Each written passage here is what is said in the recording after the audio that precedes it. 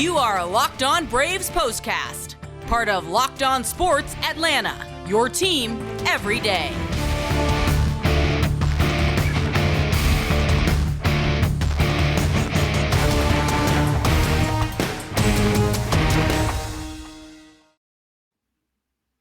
And hello and welcome to the Braves POSTCAST, part of the all-new Locked On Sports Atlanta. Grant McAuley and Jake Mastroianni with you after a 5-3 Braves win as they head out on the road and just pick up where they left off, seemingly, as this month of June has been a lot of wins and very few disappointments for the Braves. And tonight, there was really no disappointment to be had as Atlanta was able to find the runs that it needed late in the game to beat the Phillies in the opener of a 3-game series.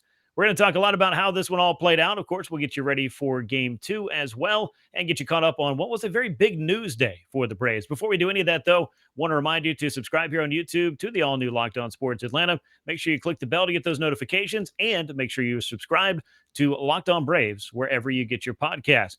Jake, it was quite a busy day, but I think the main headline should be, as it was again today, Braves win 5-3. They got just enough pitching, especially some good work out of the bullpen, and some timely home runs from their first baseman. That's right. Braves first baseman makes headlines. Who would have thunk it after the weekend that we just got off of? Matt Olson with 2 home runs in this game to help the Braves win in Philly. Yeah, a great win. Obviously, you're going up against Zach Wheeler to be able to get a win like that. And we'll get into it on a night when Morton really didn't have it. But honestly, to come back after the loss they had on Sunday and come back in this game, blow a 3-1 lead late, and then still come through and get the win just shows you the character of this team, as they've had some heartbreaking losses this season, Sunday night included, and they just continue to come back every time. And it's why they're in the position that they are right now and just 4 games back of the Mets in the NL East. Yeah, and the Braves have proven themselves to be a resilient club over the last 4 years in winning the National League East and making those deep runs into October. And, of course, in winning the World Series last year. This is a club that knows how to bounce back and knows how to rally and come back inside of baseball games. We just did not see it over the first couple of months of the season. That, though, is a trend that has changed quite a lot, quite drastically in the month of June as the Braves have been on quite the run. And let's talk about what they did here in game number 75 of the season. We got a lot to get to. Braves improved to 43-32 on the year, 5 runs, 8 hits, and no errors, 5 men left aboard. Phillies dropped to 39-36, 3 runs, 8 hits, no errors, and 7 men left. Colin McHugh picks up the win in relief. He was outstanding today. Some big innings for the Braves to help them hold on to a tie game and then allow the offense to get in and get the runs it needed to win it. McHugh's 1-1. Andrew Bellotti takes the loss. He drops to 1-3, and AJ Minter picking up the save. We'll talk more about that. It's his first one of the year. Game lasted 3 hours, 18 minutes, 27-725 on hand to see it at Citizens Bank Park. And they saw a couple of home runs from the Braves first baseman and a home run from the Braves catcher. Travis d'Arnaud, his 11th. Matt Olson with 2 on the day, number 11 and number 12 for him. And you talked a little bit about Charlie Morton, so let's begin with what was going on with him. After 3 starts where I felt like there was really some momentum going, it felt like Charlie was having a battle perhaps himself as much as he was battling the Phillies on this day. He did enough to keep the Braves in the game, but this was a grind for him on this day, Jake.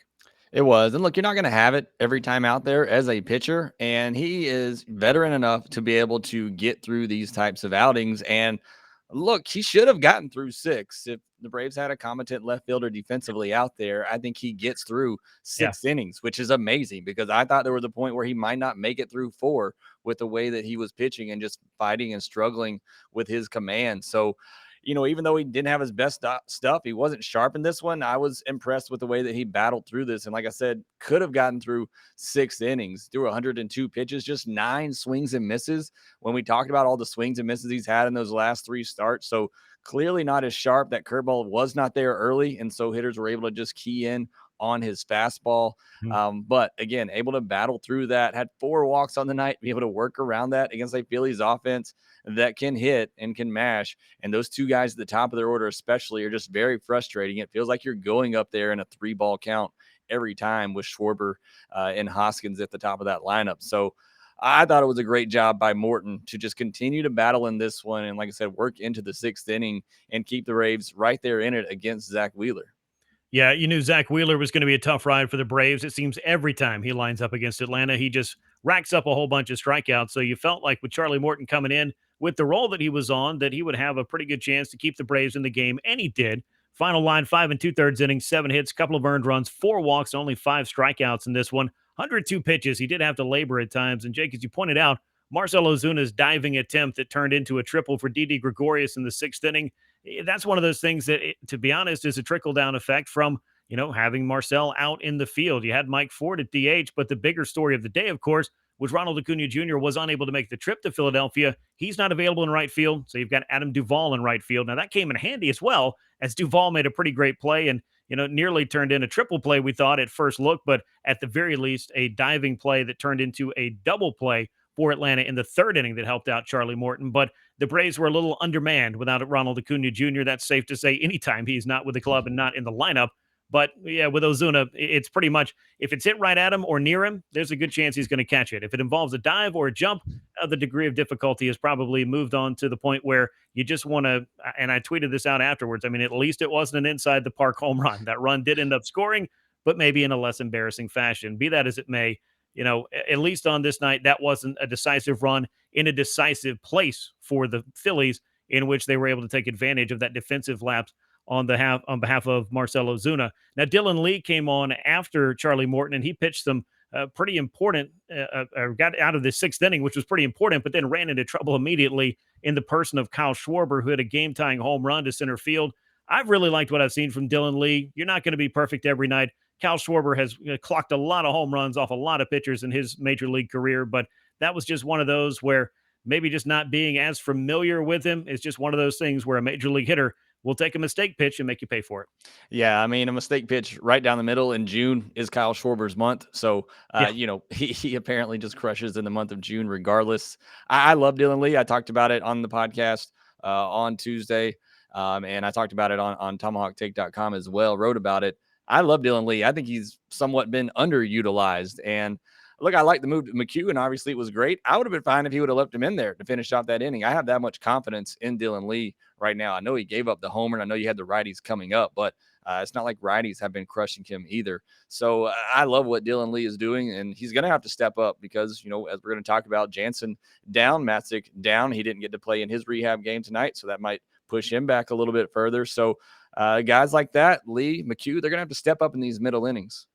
Yeah, they're going to find some big moments, I think, for guys that you may not have called on in these situations. But when you are down a handful of good relievers, you're going to have to find a way to get through it. It's the next man up mentality. That's something the Braves have been all about over the past few seasons. Want to remind you to make your moment sparkle with jewelry from BlueNile.com. Locked On Sports listeners get $50 off purchases of $500 or more. This podcast exclusive includes engagement pieces. Just use the code Locked On. That is code Locked On. Every order is insured, ships free, arrives in discreet packaging, and won't give away what's inside. You can shop stress-free and find your forever piece at BlueNile.com today. As far as Colin McHugh is concerned, I think that he was obviously in picking up the win. It was well-deserved in this one because he came in and he had an appearance I think that he'd been really looking for since he was sidelined on the COVID IL and didn't come off with the results he wanted immediately, but is looking a little bit more like the weapon that the Braves need and the guy that they signed in the offseason to play an important role in this bullpen. 1 2/3 innings, 4 strikeouts for Colin McHugh. And you mentioned the news of the day, obviously, Kenley Janson landing on the injured list, irregular heartbeat for him, something he has dealt with before. Obviously, it's something that you have to monitor closely and can be a scary situation when you hear about it and think about it. And clearly, Kenley's been through a lot with a couple of procedures to deal with it. But the Braves are hopeful that just by resting it up a few days and then getting back into some baseball activities that he won't miss more than the 15 days that he is placed on the injured list. So we'll see when Kenley is back. But in the meantime, it meant that the bullpen was going to have to redefine some roles. And that means in save situations, like we saw tonight, AJ Minter will be in there. I'm sure we'll see Will Smith get some save opportunities. He was in that role last year for the Braves. But Jake, guys like Colin McHugh, guys like Dylan Lee, they're going to have some pretty big opportunities here leading up to the All-Star break.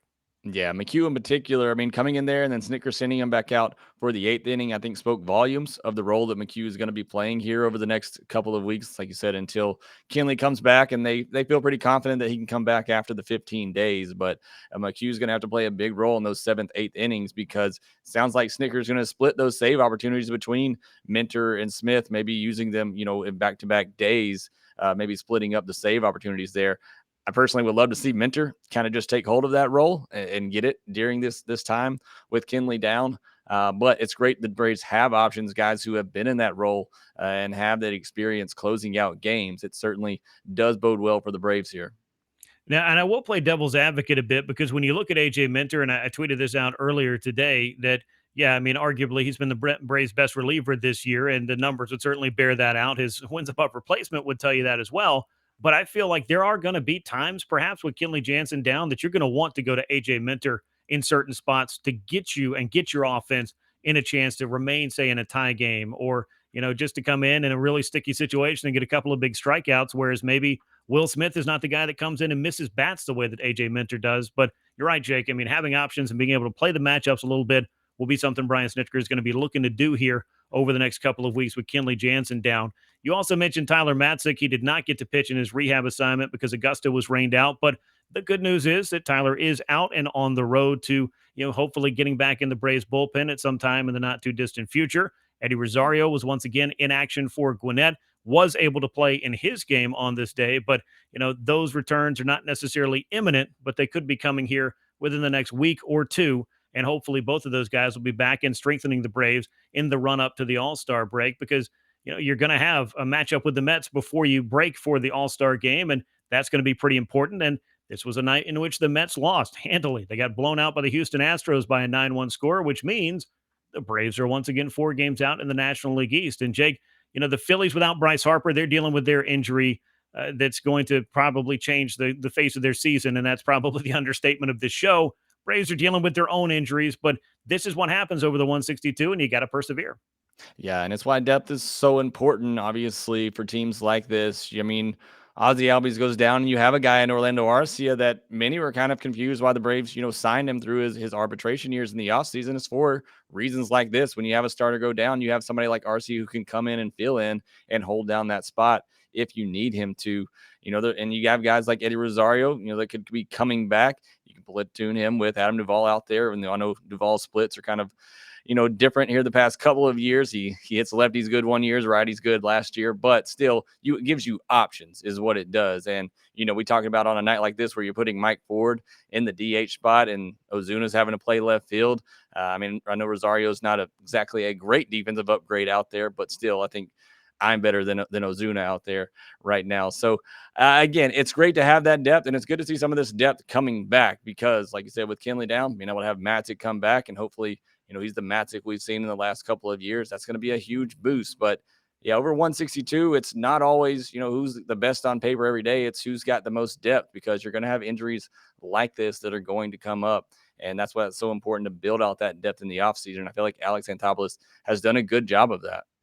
Yeah, he has. And really the thing about it is putting guys in a position to succeed, in the best spot for them. And Marcell Ozuna, everyday left fielder, is not the best spot for him. And that's been the case for quite some time. So getting Ronald Acuña Jr. back, perhaps during this series, Brian Snitker spoke before the game and said that Ronald remained in Atlanta, got some treatment on that left foot. Remember, he fouled a ball off of it over the weekend, did not play on Sunday. Team had the off day on Monday. Ronald not in the lineup again on Tuesday, but they're hopeful that he'll rejoin the club on this road trip, perhaps in this series, and not need a stint on the injured list, which would further set back the Braves being without their top player for any length of time longer than a day-to-day situation. As far as the offense in this game, we talked a little bit about Matt Olson and the importance of what he did on this night. Travis d'Arnaud got the scoring started. Then Matt Olson followed. They went back-to-back with home runs early to help the Braves build up a lead. But then, you're looking for these moments for Matt Olson, and we just got off a long, emotional roller coaster of a weekend that even carried on over into Tuesday. If you follow the reports that Freddie Freeman is now looking for a new agency after getting his 6-year deal with the Dodgers, we're not really going to get into that whole thing, but it's just a story that keeps on keeping on. And, for Matt Olson, and I felt like this had to have been a surreal and strange and weird weekend for him in a lot of ways. So I'm sure he was ready to put that weekend behind him and get back out there and play baseball again and not have to be concentrating on the former first baseman of the club. Let's concentrate on the present. And the present is a pretty darn good player who came up with a big moment today with that go-ahead home run, a multi-homer game, and helping the Braves get this win in Philly. Yeah, I know that weekend was needed a lot for Freddie Freeman. I think it was needed a lot for the Braves and for Matt Olson to kind of close that book officially and move on. And Matt Olson, I know that he has the support of the Braves fans behind him, while a lot of them still love Freddie Freeman. they know Matt Olson's our guy now, and they're going to back him and support him going forward. So hopefully, I don't know that he was being tight or anything with that, but hopefully this does help him relax a little bit. I've noticed lately he's just missing balls, and he's been popping up a lot, just getting under him. And even the first home run today, he got under that one, but luckily he got it out to right field. But that second one he hit was an absolute laser shot. He also had a line drive to center field in this game. He had 3 balls hit 100 miles per hour or harder in this game. So great signs for him. I talked about it in the loss on Sunday. Even though they lost that game, I loved the at bat for Matt Olson in extra innings to tie that game up. I thought that was a big moment for him to come through in a clutch situation there and tie the game up. So hopefully he does get going. As far as Travis d'Arnaud, I love him in the second spot. And I know Dansby's been great there as well. And I'm sure Dansby will go back there when Acuña's back. But I love d'Arnaud in that second spot because he gives you a good at bat every time. Wish he would take his walks every now and then. Wheeler tried to walk him tonight, and he just wouldn't let it happen. But, I mean, he puts up a good at bat. He's going to put the ball in play. And that was a huge run that he scored there in that third inning. You know, Dansby flew up to the track. Michael Harris, smart, tagging up, getting to second base. And then with 2 strikes, d'Arnaud puts the ball in play, gets it up the middle for a big RBI there and run scored. So, yeah, those two had a big night there, hitting second and third in the Braves lineup. Yeah, a couple of guys who were big contributors on this night. Adam Duvall also with an RBI double late. He also made that great catch in right field. So he was doing it on both sides of the ball, and those home runs were big in the Braves, picking up this victory over the Phillies in game 1 of this 3-game series. This episode of the Braves Postcast is brought to you by Rock Auto. Go to rockauto.com right now to see all the parts available for your car or truck. You'll find an amazing selection and reliably low prices. Make sure you write Locked On in their How Did You Hear About Us box so that they know we sent you. All the parts your car or truck will ever need can be found at rockauto.com.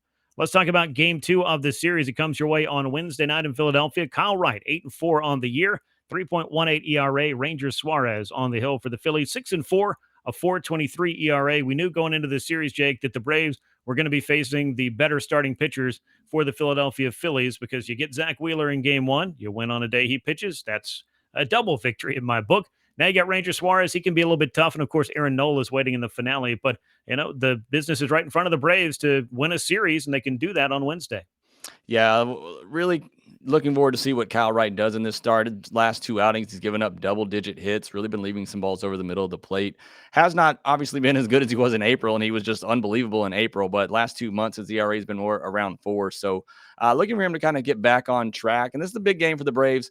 Obviously, you want to win the series. Winning the first 2 is a good way to do it. But when you have Aaron Nola lurking in that third game, I think this is a big game for the Braves to, like I said, sure up this series win because Nola has looked like Aaron Nola that we've seen in the past this year. The Braves got Ranger Suarez the last time out. I think they got him for 5 runs and 4 in a third inning. So hopefully that continues against him, a guy who doesn't strike out a lot, really relies on weak contact. Hopefully the Braves can make some hard contact and get him out of there early and get another win.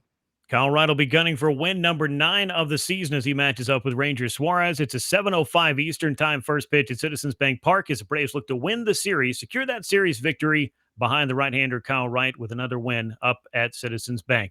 Thanks for joining us here on the Braves Postcast, part of the all-new Locked On Sports Atlanta. Make sure you subscribe on YouTube and make sure you subscribe to Locked On Braves wherever you get your podcast. Once again, a good night at the ballpark for the Braves, who rallied to beat the Phillies by a 5-3 final score. For Jake Mastroianni, I'm Grant McAuley. We will catch you next time on the Braves Postcast. Until then, so long, everyone.